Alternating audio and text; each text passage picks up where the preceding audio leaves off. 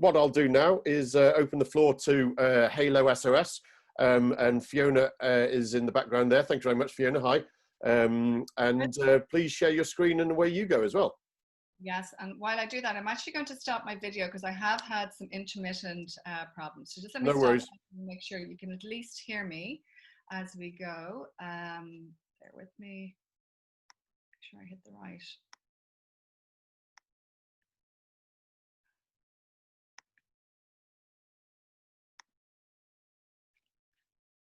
Share. There you go. Yep, we've got you now. Okay, great. Okay. Okay, Chris, thank you. And thank you everybody for joining. I'm Fiona Maloney, the CEO, and together with Liam Darling, we are the founders of HaloSOS. Our focus is on staff safety and primarily in the reduction of time it takes for a member of staff to be found in the event of an emergency.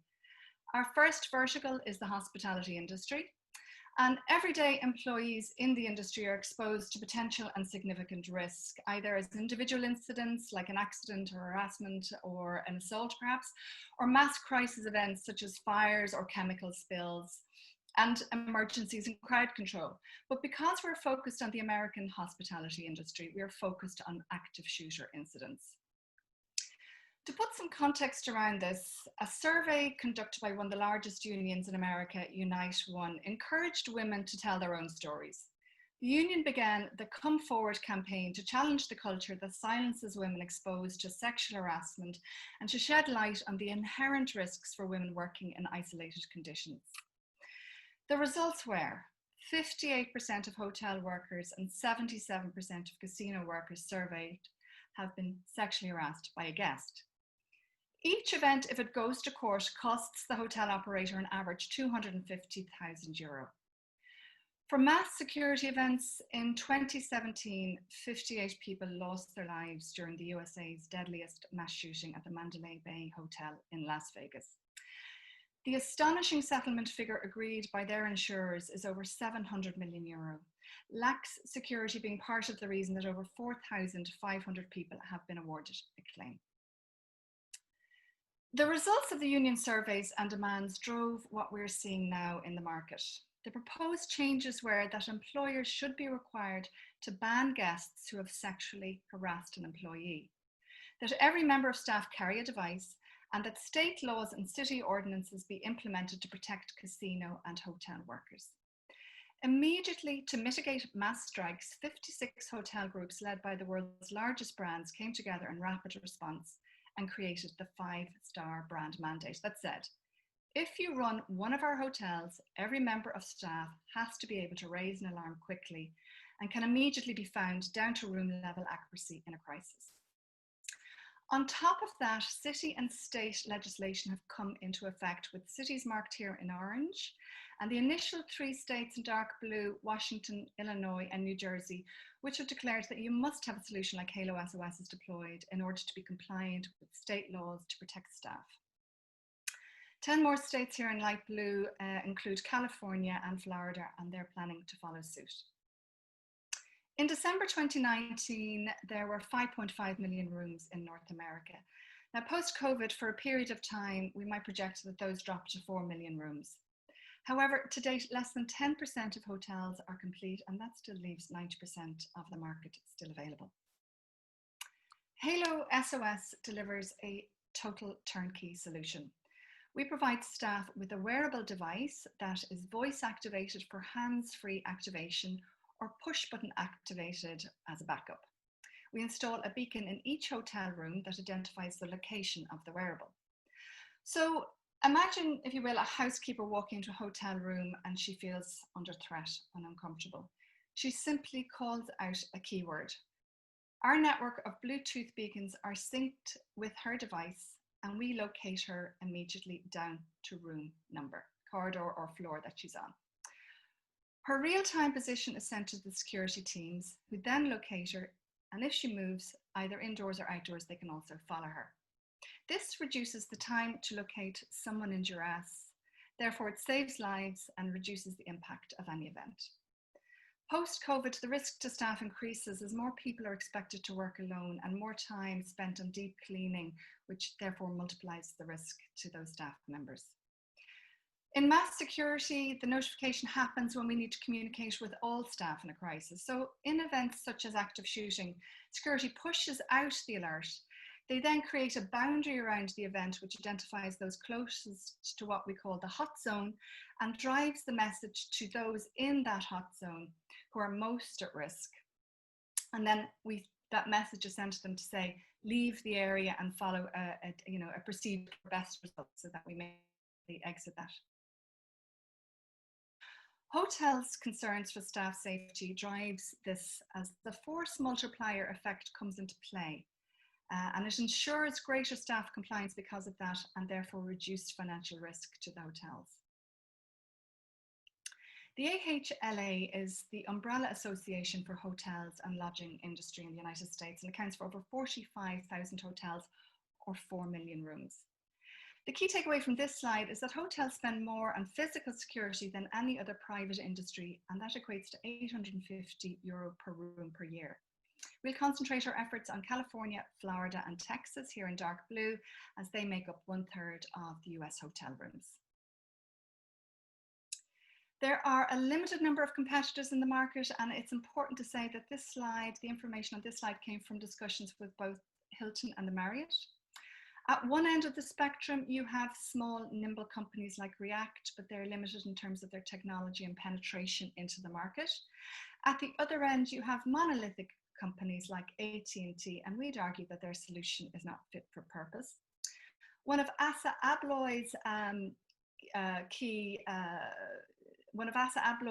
issues is that they deliver messaging as SMS, which is not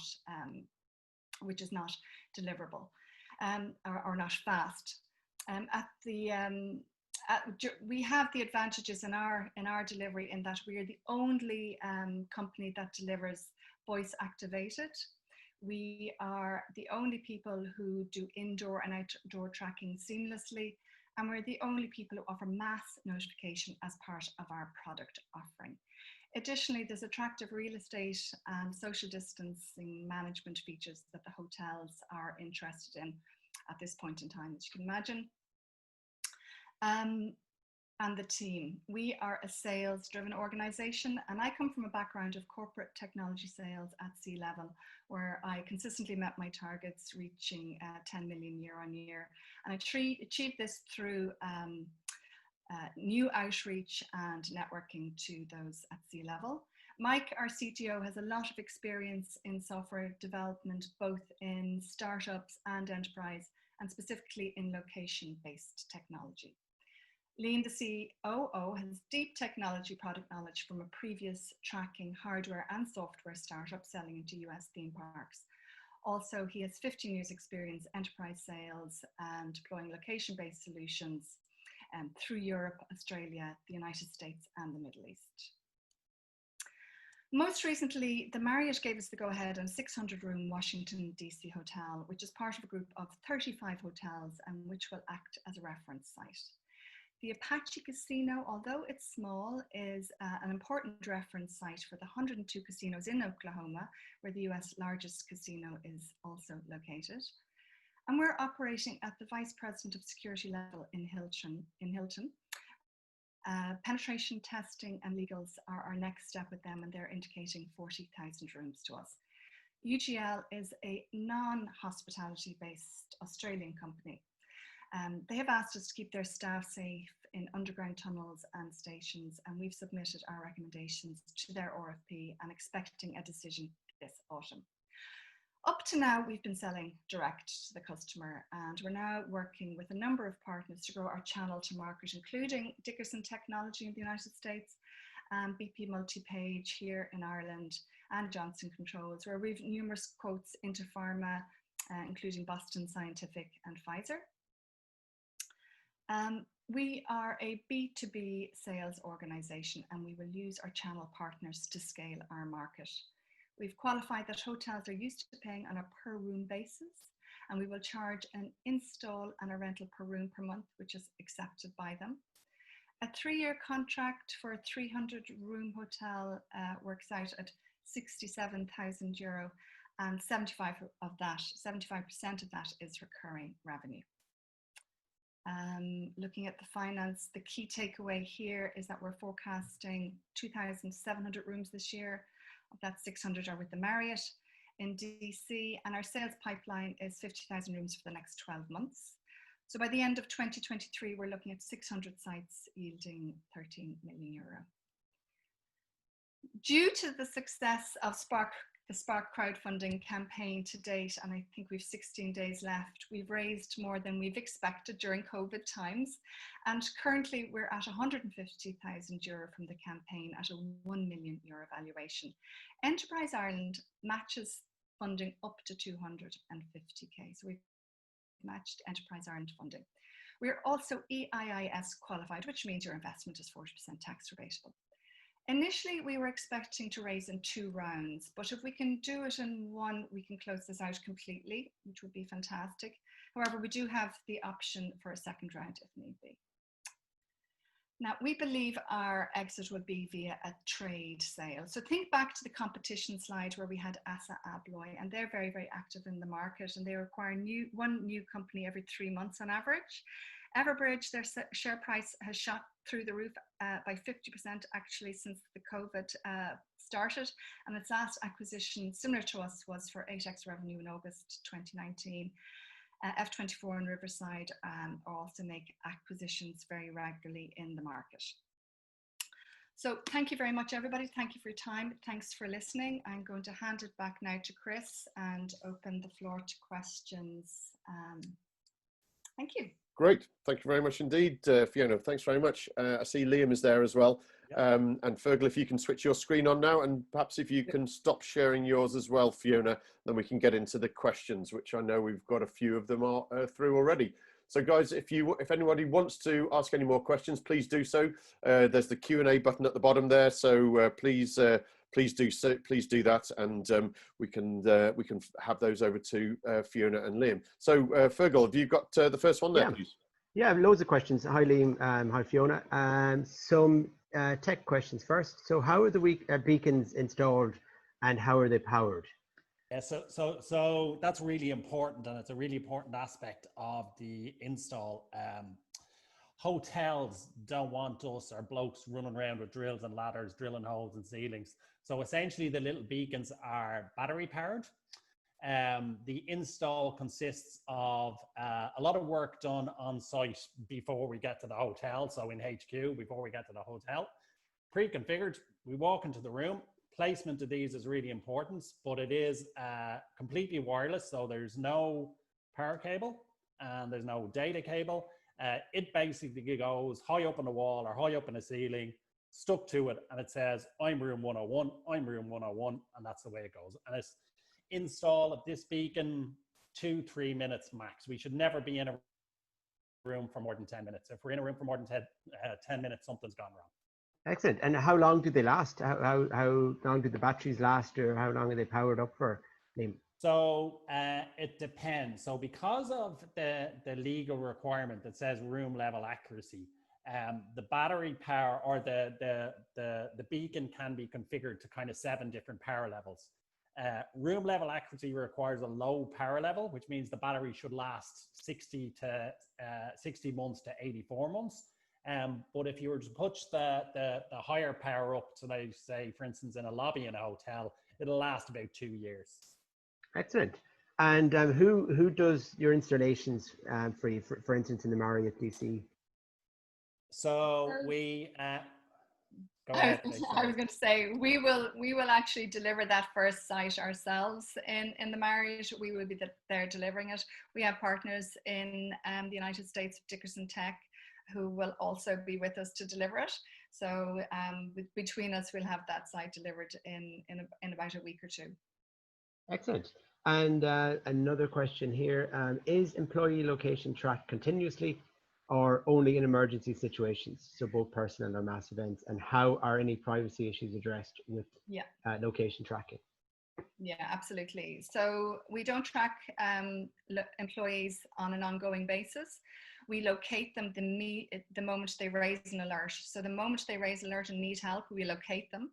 From that, if they move, we track them, only until we've turned off the alarm, which we have control of as well. So there's no tracking that happens on an ongoing basis with this solution. It's only in an emergency. Excellent. And what other industries? I know we've asked this question I think before, but what any updates on any of the other industries other than hospitality? So like healthcare, for instance, any developments in the projects? Yeah, it's interesting. Anywhere there's a lone worker, you know, it is very interesting. Our focus is on hospitality to begin with, just to keep us focused. UGL came to us looking for help with their solution for staff underground. So we've been working with them and helping them to develop their RFP, and we know that it's been delayed ever so slightly, but that's a government project, so we're working on that to deliver that with them.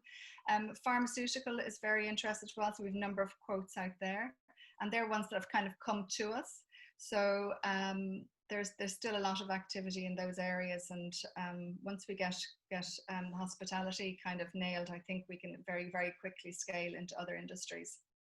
Excellent. Just on the sales side, the sales life cycle, generally how long does it take from first meeting till closed, deal done?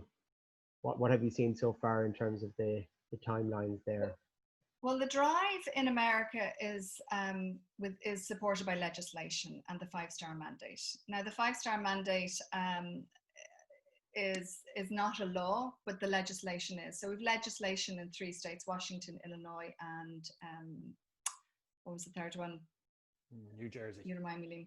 But and then we know that there's a number of 10 states coming on behind us. So legislation is driving it, and they have parameters to meet. The unions also drive it. So the hotels quite often don't have the chance to delay. With the Marriott in Washington DC, the unions have driven for September of this year, and that's moved back ever so slightly because of COVID, but they still have to deliver a solution this year. Beyond that, experience into pharmaceutical is driven by a need to comply with standards, and the sales cycle wouldn't be as long as it might be in another area. So we're seeing it at around 6 to 12 months, Liam. Yeah, I think the reality is that the sales cycle is certainly driven by the legislation. If it was kind of a want to have, I'd say the sales cycle is 12 to 18 months. But in reality, because it's become you have to have it, the sales cycle is much shorter. So as Fiona said, Marriott unions are said September, okay, because of COVID it's pushed, but the sales cycle on that one therefore becomes very, very short. Okay, and how easy is it to get meetings with the decision makers on some of these larger hotel groups? I think it's not easy, but it's definitely in our skill set, and that's where we probably have a competitive advantage to other people. Yes.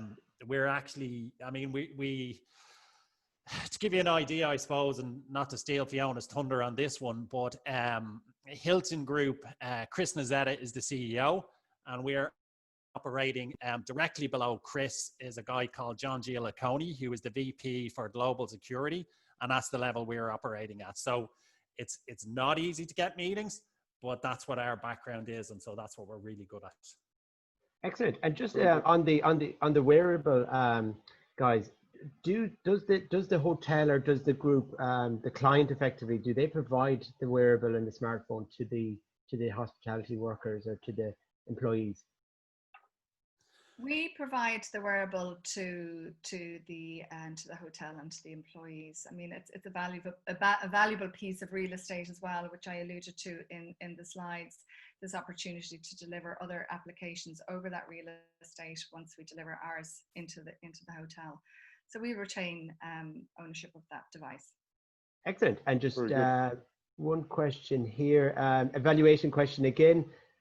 So what do you envisage the evaluation of HaloSOS in 3 years' time? Difficult one, but what can you see? Valuation right now is 1 million pre-money. Based on our forecast, we're looking at a 20x revenue at the end of 28x exit at the end of 2023, which is based on 8 times revenue, which is kind of in line with what we've seen with other acquisitions. So 8 times revenue is what most people are acquired at. So whatever 8/10s time or 8/13s gives you the valuation. Excellent. Very good. Okay, Fergal, we'll... very good. Have you got one more there, quick one? Yeah, just one more. I suppose it's, would HaloSOS take on a sales partner in Asia to sell the service? Or any plans to enter that market, or even the Middle East market, Canadian market? Have you got the bandwidth to look into those areas? So, yeah. So I get, you go ahead, Fee, with your bit first, I guess, then. Yeah, no, certainly we have explored a number of different partner opportunities in different parts of the world, early stage conversations with them right now. Our main interest is the United States because of legislation. We know it's been driven. All the data is there, all the research is there, and the response from the hotels is there. When you're talking to the hotels and the brands as well, and because obviously they're global brands, we know that once they deliver that solution into America, that their staff in other countries are going to be asking, well, you know, they have this protection there. The problem is the same here. All of the surveys give you the same results, no matter where they're happening. So you can imagine that they're kind of opening up that kind of opportunity to protect staff in other places in the world. So absolutely, yeah, we would look at that. And when will we see you guys in Ireland? When are we hoping to see HaloSOS? Again, it's the same situation here. Ireland is a much smaller market, and the hotels are much smaller. So we have small boutique style hotels here. We've talked to them all. We know there's opportunities here, and we know like Delata is coming out of this past 3 months quite well. They've got really good results coming out of it. So hopefully they're planning to open more hotels as well. So their 44 hotels are coming out of it quite well. It's a slightly different perception. The market doesn't drive it. The legislation or the law doesn't drive it. But I know from talking to the unions that they're going to be driving it. So once the unions drive it, we'll have a better shot at getting into. Perfect. Very good. I actually have just one here that I forgot to ask. It came in an email beforehand. It's around IP, and I think, Liam, we spoke about this before. Can you confirm that the company has a patent granted, and if so, in which countries or territories does it relate to? And what exactly is the kind of the patent? So just a brief summary on that. Yeah, so there's actually 2 patents at the moment, and to get there's 2 types of patents. There's inventive patents and innovation patents. An inventive patent for something like this is never going to happen. An inventive patent is, you know, coming up with a new drug. So it's an innovation patent. Now, an innovation patent is a very particular thing to Australia. So we have 2 Australian innovation patents, and a couple of things to say about them is they only last 8 years. They don't last 25 years. It is questionable whether they are enforceable beyond the boundaries of Australia. But having said that, what it does do is it draws a line in the sand for potential competitors in the US to see that this patent does actually exist. Now, truthfully, are we ever going to take someone to court or sue someone over this? No, we're not. But what it does do is at least give some level of perceived protection, and will make these guys think twice before they go into the voice activation side of things. Very good. Very good. Okay, Liam, and okay, Fiona and Fergal, thanks very much for asking all of those. And guys, great presentation. Thanks very much indeed. It's fantastic that you've managed to get 153% of your target already, and still open for another number of days. So if anybody is still interested in investing, then please do so. So guys, thanks very much indeed. I just really want to conclude, I suppose, with the fact that we've got some really new exciting companies coming forward over the next couple of weeks, and we should be getting those onto the platform very soon. So please do keep an eye out for those.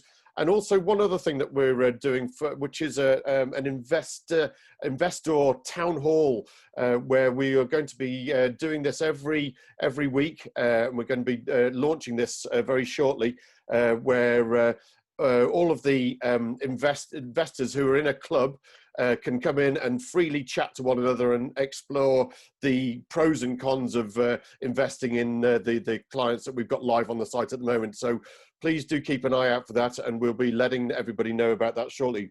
So, so really that concludes everything for today. So thank you very much for all of the investees. So Fiona, Liam, thanks very much, and Gary before you.